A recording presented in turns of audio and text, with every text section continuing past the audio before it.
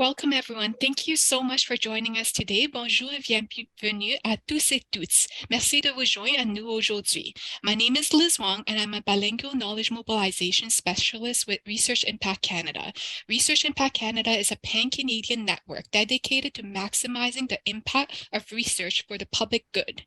In collaboration with Future Skills Center and Mania, I'm so excited to deliver to you this recorded webinar entitled Storytelling with Purpose for Impact. The Future Skills Center is a pan-Canadian initiative connecting ideas and innovation generated across Canada so employees and employers can succeed in the labor market and to ensure that local, regional, and national economies thrive.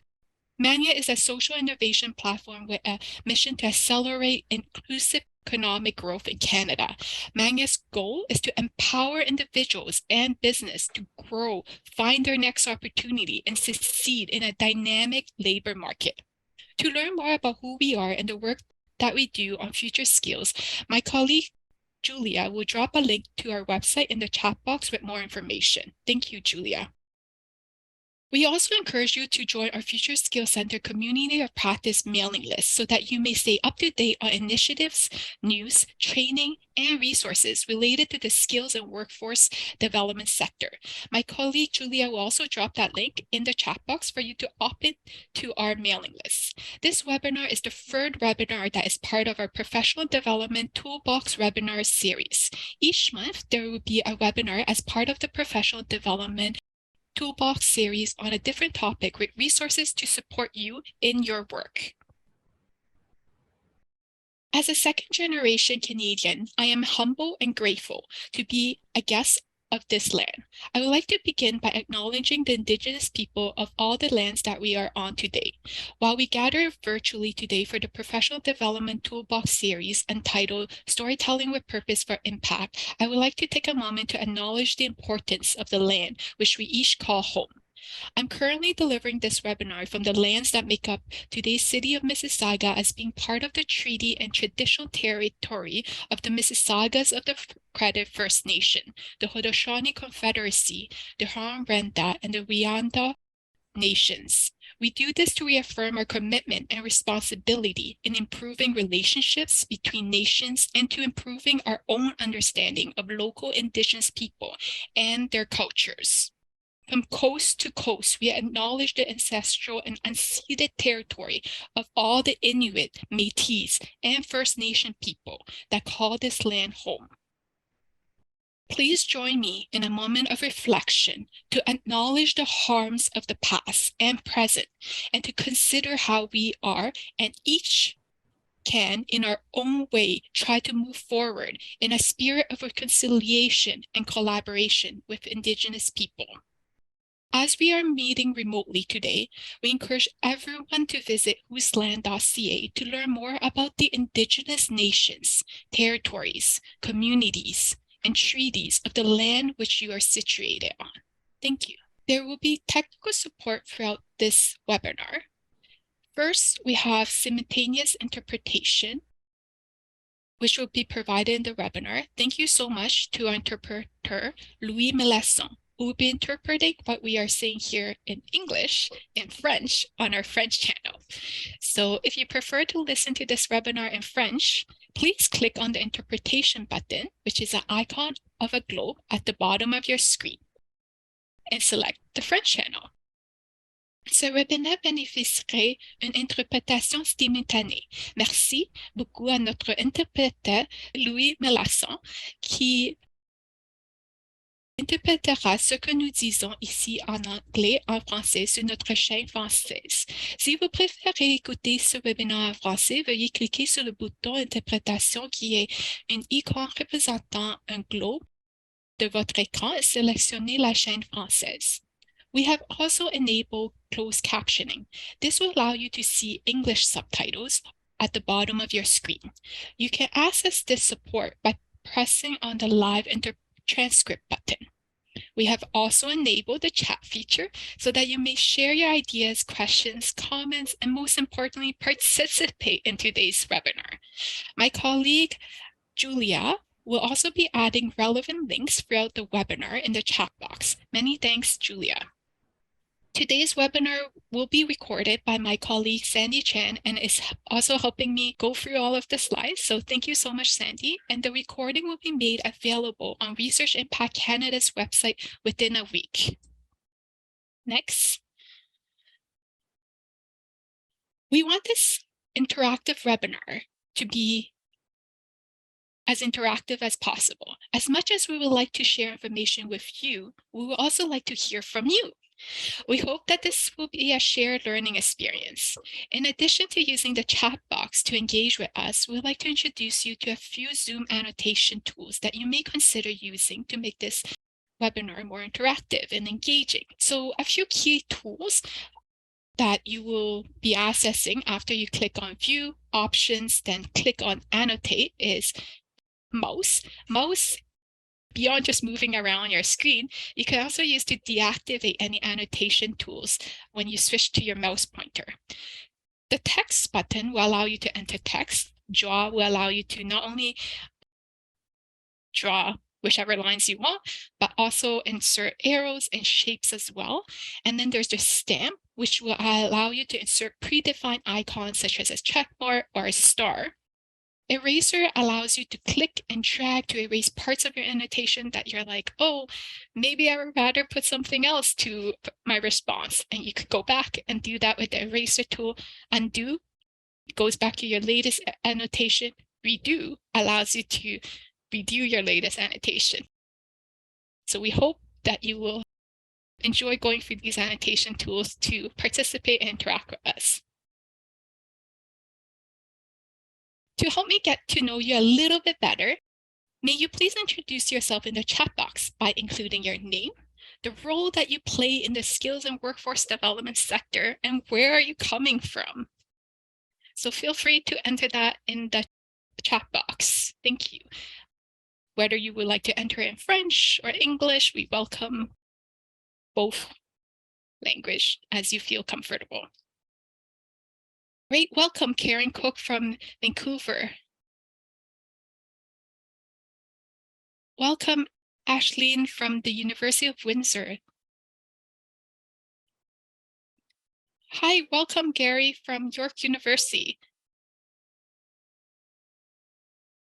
Welcome Shervon.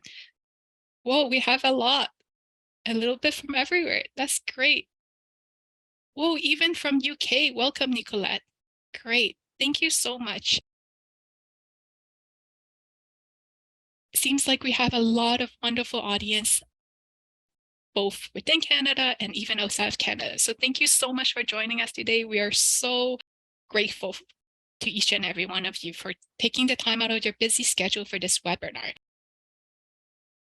In some of the things that we want to cover in today's webinar is that we do have 3 key objectives that we would like to cover in this 1-hour webinar. First is that we're hoping that we will be able to support you in identifying the most appropriate stories to achieve your impact. The second objective that we're hoping to work with you to achieve is to help you gain a better understanding of who is your audience and how to engage them in the storytelling process. And third, what are some of the resources out there that we could use to help develop these compelling stories?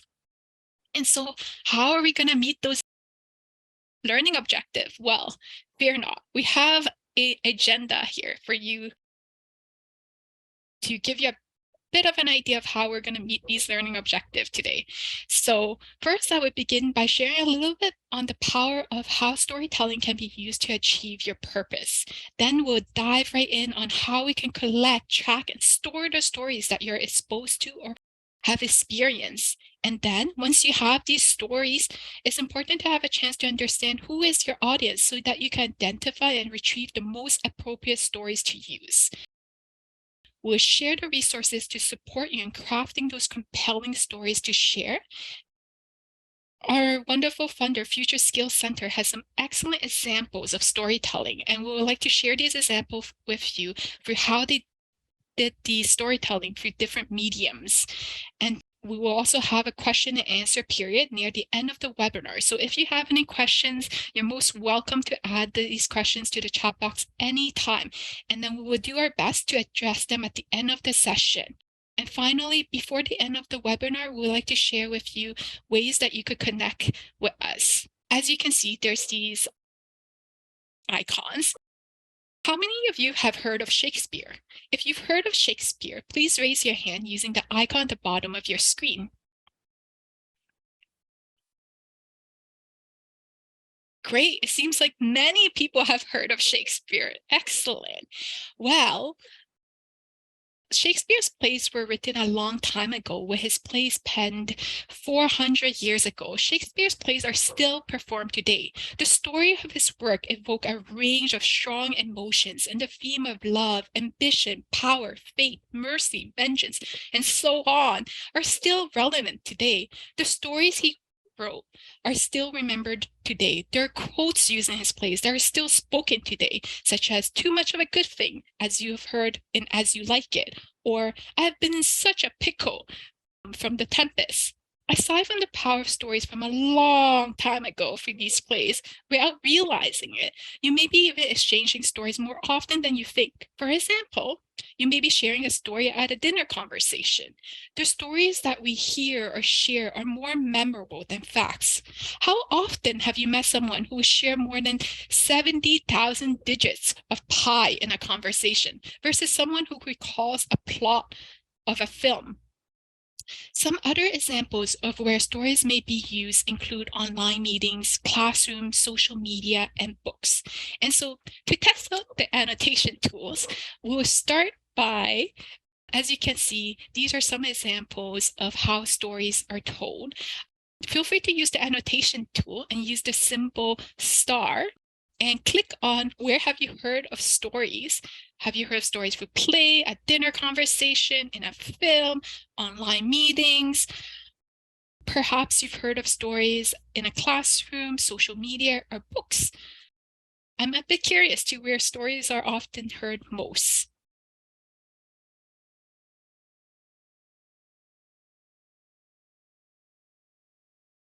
Great. It seems like plays and dinner conversation at time. Oh, nope. It seems like there's more stories heard for dinner conversation. Great. Love that. Perfect. And then next, we would like to learn, where have you most often heard about stories? And feel free to use the text in your annotation tools box to enter your response, or feel free to use the chat box. All answers welcome. Oh, perfect. Yes, Julia, podcasts, plays and musicals. Sylvia, awesome, perfect. Case study for product launch, Prama, great. Mostly sitting around with people, building conversation, relationship. That's an excellent point, Bonnie, because I do agree with you. When you have conversation and you tell stories, you do build up those meaningful relationships. Awesome, perfect. And I love the different idea of where you heard of story, campfire,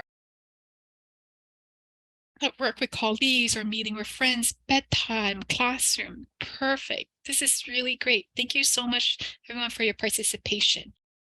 Great. Now we'll move on to the next slide. And as you may have noticed, stories are all around us. You may either be telling stories or consuming stories, both intentionally or even unintentionally. They all play an integral part of our life. And as Bonnie pointed out, they create conversation and relationships. The neat thing about stories is that they're able to engage our attention. And as mentioned before, they are very memorable, as demonstrated through those examples. And they help us understand not only ourselves, but others as well. You're able to connect with one another through these stories. And when you connect people, through stories, you're able to bring them to engage with your mission and make them part of that mission that you're trying to communicate through stories. And not only that, but through stories, you could try and solve problems and find solutions.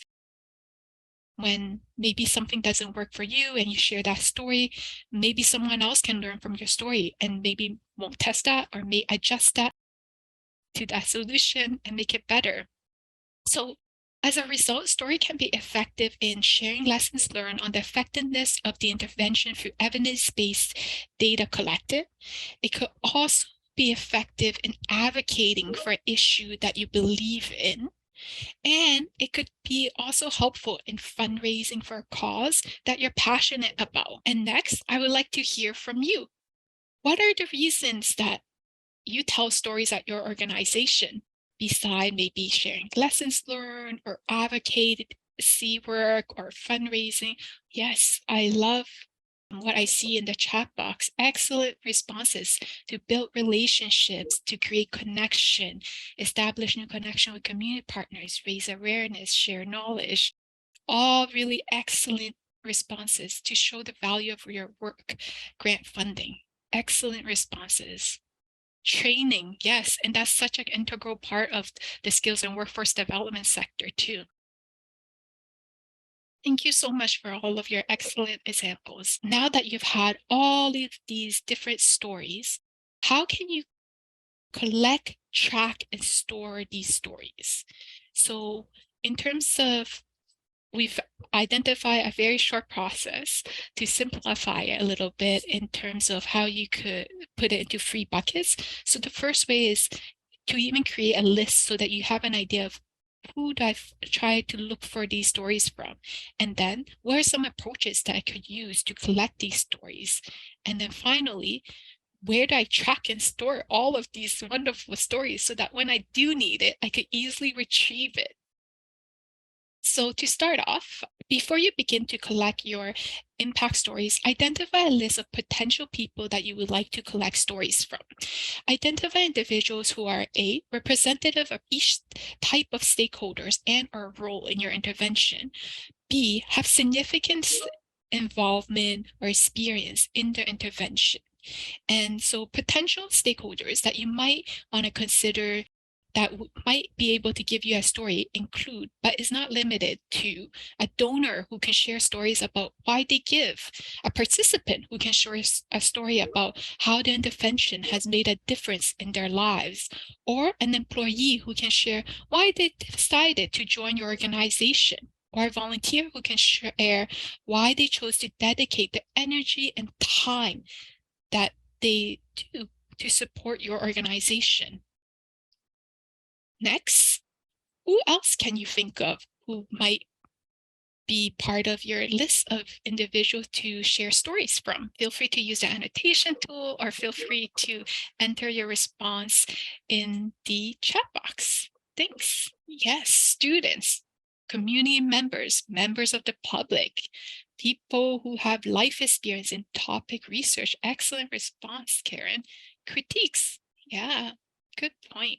These are all great answers. And so we'll go on to the next slide, where now that you've had a chance to identify a list of different stakeholders, people you want to seek stories from, once you've created that list of people, we recognize that it's important to find one or more approaches to collect those stories. So some of these ideas include, but it's not limited to, regular team meetings, whether they occur weekly, bi-weekly, or monthly. Listen to those stories at meetings and jot them down.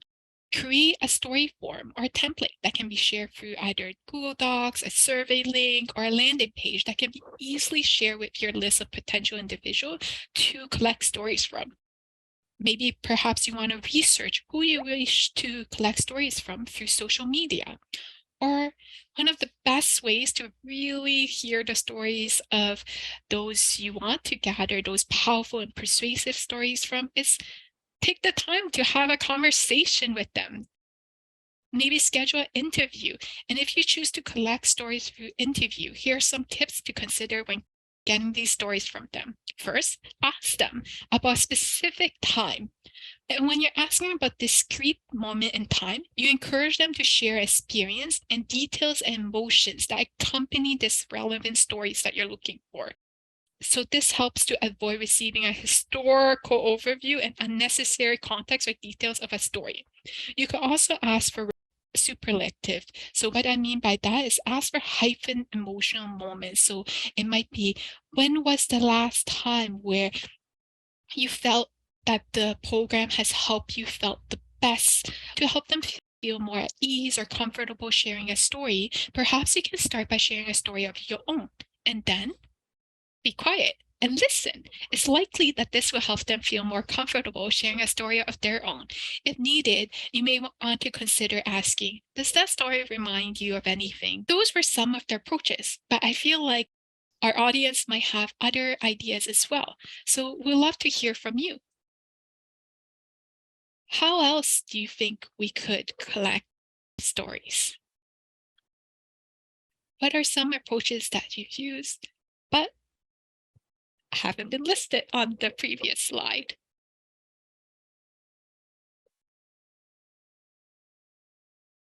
Yes, focus group and interview. Great job, Sylvia. Storytelling workshop. Oh, wow, that's an excellent idea, Gary. Really good idea. Ooh, I like that very creative answer, Wendy. Art methods. Excellent point, Megan. Message board, definitely. As we're collecting these stories, it's also very important to ask for permission before we could share these stories, whether we choose to share them for social media or write about them, because these stories belong to the storytellers. At any point, we want to check in with them. Oh, photo voice. I love that. Story slam event. Oh, you're all very creative. I love these ideas. Great point. Now that you have all of these stories, it may be challenging to come up with the stories on the spot, given that you have an abundance of stories to now select from and work from. So some tools to help you collect and store stories over time, so that when you are ready to sit down and craft that compelling stories, you have some stories to refer back to or select from. It'll then be easier to pull out the story that is most appropriate to use when needed to meet the objective that you're hoping to achieve. There are some various tools that can be used to track and store stories, such as customer relationship management software like Salesforce, or spreadsheets like Microsoft Excel and Google Sheet, and other repositories. Whether you decide to use a customer relationships management software, a spreadsheet, or another repository, you may want to consider adding tags so that you can easily filter the stories you need to retrieve when needed. And it should be accessible for team members to add or retrieve stories when needed, whether ensuring that it's on a shared drive or a cloud document sharing system. And then you may want to consider developing a process so that each member is trained on using the process that you've developed for tracking and storing stories. And you may even want to consider including a filing system that works for your key categories or content that you want to store. Now, I would like to share an example of how you could create a story catalog through how we collect, track, and store stories. So at Research Impact Canada, our stakeholder engagement team had an opportunity to speak with people who work in the skills and workforce development sector across Canada through an initiative that they created called Conversation to Connection, in order to gather stories of the stakeholders that they engage with, of their experience on the community of this platform. And once these stories were collected, they were shared with our evaluation and continuous improvement team, who then uses a software tool called Condense that enabled them to centrally store, collaboratively analyze, and share qualitative data such as stories from these interviews. The tool can be then used as a repository to archive and retrieve story insights when needed.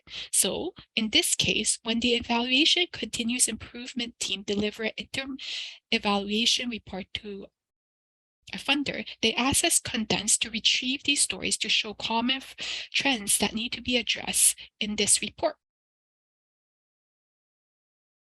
Now that you've collected these stories, it's important to know your audience. So how do you know your audience? Well, first you have to discover who is your audience, and then an audience profile is very helpful to also getting to know them a little bit more. And then through this audience profile, you can use it as a filter to really know who is that target audience that you want to share your story with. Now that you have pre-existing data that you've collected from your audience, such as through surveys, event registration forms, mailing lists, etc., that provides insight into your audience. For example, when you register for this event, you were asked, Which of the following best describes your area of work? Based on the response of this question, you may consider including stories of the sector that the majority of your audience work in so that they can relate to it more. Google also offers a web analytics service called Google Analytics. Google Analytics tracks and reports website traffic. If you post a few stories on your website, with each story being on a separate page, Google Analytics can inform you how long a person spends on that page or how many people view that story, which would then give you a better idea of if the story is even read or not. And if it is read, what kind of stories do people spend more time looking at? Google Analytics Academy offers a free course called Google Analytics for Beginners if you're not sure how to use it. And it will show you how to create an account, implement tracking code, and set up data filters. In addition to this, it will also help you learn how to navigate the Google Analytics interface and report and set up dashboard and shortcuts. The course will also demonstrate how to analyze basic audience acquisition, behavior reports, and set up goals and campaign tracking. Finally, although it may be more time and energy intensive to engage and speak with your audience, is one of the best ways to understand your audience. You may engage them in a casual conversation or interview, whether that's focus group or semi-structured interview, to better discover your audience. I would like to throw the question back at you. What are other ways that you have found that are really effective ways to better know your audience beyond perhaps evaluating the data that you've already collected, or through Google Analytics, or through speaking with your audience? Feel free to type your response either in the chat box or use your annotation tools and add it on the slide. Thanks. Yes, Brahma, excellent response, sharing your own story to inspire others to do the same. Oh, I love that, Charlene, using member profile. I never thought of that. That's excellent. Oh, social events. You're absolutely right, Megan. Great point. Speed networking, Shruti. Excellent response. Yeah, I love it. Great. Thank you, Christine. Speak with others who work with the target audience as well as to get their insight. Yes. Love that response. Perfect. So now that you have a chance to better know your audience, you're ready to create an audience profile. So what is an audience profile? The audience profile consists of demographic characteristics such as age, gender, geography, education, occupation, and income source. Or you may also want to include in your audience profile psychographic characteristics such as personality trait, attitude or beliefs, interests, lifestyle, and values, as well as to also think about what kind of challenges that your audience might experience and add that into your audience profile. This will help you understand them better, such as their value, their preferences. So if you are able to better understand their preference or where they go for information, then you're able to then put your stories on that platform so that you could better connect with them in that sense. Next slide. Once you have your audience profile, you could use it as a filter. Once you filter it, you could see if the stories you've selected reflect or resonate with your target audience, and that will help you make some decision on which stories you should choose or what kind of channel to share this story on. How do you craft this so that it could be compelling to the audience, that profile? Now that you're ready to craft your story, we'd like to share a few resources to help you do so, because there's so many excellent resources out there and there's so many ways to craft a compelling story, but due to time, we won't be walking you through every step of crafting stories and different types of stories, but we would like to share with you some resources that we found useful, and hopefully you will find them useful as well. So one of the resources comes from Research Impact Canada. Research Impact Canada offers a series of practical online modules that are free for the public to access, and each course module focuses on a specific knowledge mobilization skill. This is one of the course module offer, Humanize the Numbers. While you may have collected statistical evidence of the impact of your program, you may also wish to consider communicating the stories of people you serve behind the number in your narrative. This module is designed to guide you on ethical and inclusive consideration before, during, and after collecting stories from diverse individuals. If we have time, my colleague Sandy can open the link to show you a little bit about our course. While co-developing this course module, I've had the privilege of working with people with lived experience who have collected stories from diverse equity-seeking groups. Within the module, you will also find audio files, a video, as well as interactive learning activities. The course will also help you reflect upon your own intersectionality, privilege, and positionality before you go out and collect stories of others. Throughout the process of collecting stories of others, there are various considerations that we felt was important to take into account in terms of how you share the story, and then we hope that you will enjoy going through this course as much as we enjoy developing it for you. A second resource that we would like to share with you is by Civicus. Civicus is a global alliance of civil society organizations and activists that are dedicated to strengthening citizen action and civil society. In the toolkit that they've developed, they guide learners on how to create impact story to systematically document anecdotal evidence of expected activities and perceived results from the intervention. So in this toolkit, they walk their learners through 5 key steps of creating that impact story. First is, how do you select your impact storyteller? Second is, how do you unpack the change that took place since the initiative started? And the first step, they talk about how do you categorize the change from the list of categories that they provide in their toolkit. And the fourth step is, how do you attribute the change in regards to where the initiative has or has not influenced the change that took place. And last but not least is, how do you verify and confirm if the step of the initiative is true and valid? Aside from that, we've also identified a resource that focuses more on digital storytelling. We recognize that as our world evolves, digital transformation is very important and digital storytelling is very important. The Roker Fellows' mission is to promote the well-being of humanity and make opportunity universal and sustainable. And so the Rockefeller Foundation created a resource for social impact organizations to leverage narrative and network communication to expand their reach and resources. The report also includes useful tools, techniques, and technology to help raise the practice of digital storytelling for social impact. So specifically, 5 key areas that they focus on is strategy, capacity, content, platforms, and evaluation. So Sandy, feel free to click on the white screen and then it'll give you the cover of the resource. And then if you click again, the 5 key areas that they took into consideration are outlined. And so we share with you 3 resources that we think will be helpful when you're crafting stories. A, Humanize number when you're thinking about incorporating the stories of others. How do you do it in an inclusive and ethical manner?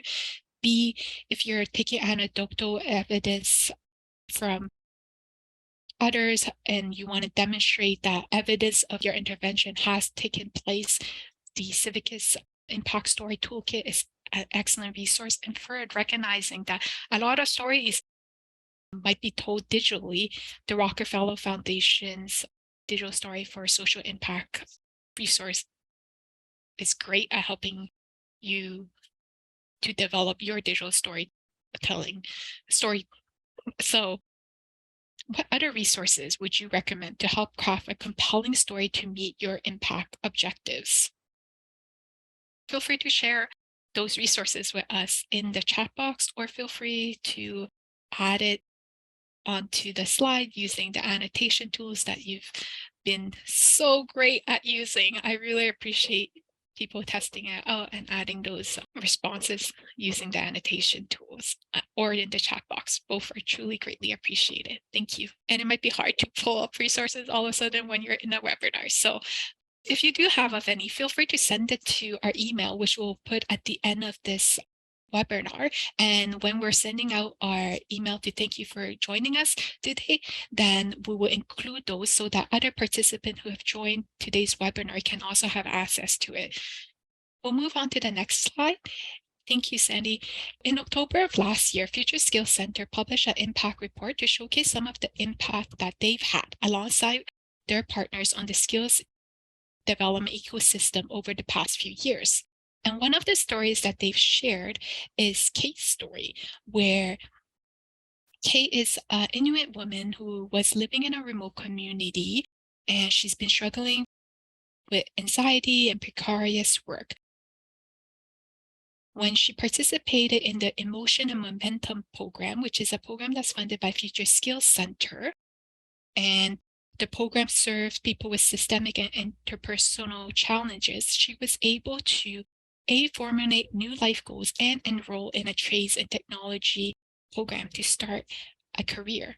As you can see from this impact story, it's very powerful in the sense that it was only 2 quick paragraphs and you could already demonstrated the key points. The relevant details are there, but it's also not overly too much detail. They've included an image to go with it. They mentioned the key impact that has taken place through this short blurb. Other examples that Future Skills Center share stories through different mediums that were excellent can be seen on the next slide. And this includes video, podcast, and webinar. So for instance, in the video, Felipe shared his experience that he had through a coding program. There's also a podcast that Future Skills Center, as well as the Conference Board of Canada, launched, where in these podcasts, they explore emerging challenges of the future of work, where in each episode, they unpack a unique issue that Canadians face in the labor market. So you have a chance to hear stories from different perspectives in terms of discussing the solutions and paths forward. Aside from that, there's also a webinar that took place last month called Racialized Experience in Real Estate. In this webinar, there's stories of our share of racialized experience in real estate. These are all excellent ways in which stories are shared through different mediums. Does anyone in our audience might have some example of stories used effectively in your work? I recognize that telling a story or telling an example might take a bit of time to type. So I welcome you to unmute your mic if you would like to share an example of stories being used effectively in your work. I have one, Liz. Perfect. Thanks, Judy. Thank you. Thank you. I used to work in student services, and I would work a lot with students who didn't have a lot of experience in meeting with employers and networking, and hearing the success stories of students who had gone before them and gone through a similar process and were successful. It helped them have the confidence to meet with employers. One example I have is a student who was very introverted and had anxiety, and he had to do a lot of networking to get a job in a Big Four accounting firm, which would be Ernst & Young, PwC, Deloitte, or KPMG. And he had a lot of anxiety and nervousness about going to a networking event to meet recruiters. And we talked about it, and he went and he got an offer from a Big Four firm, and he worked there for a couple of years. And his example was one that I used with students in following years who were in the same situation, who they were nervous about doing something similar. And because they knew that somebody had gone before them and were successful, then it helped them do it as well. Thank you so much, Trudy. Really appreciate it.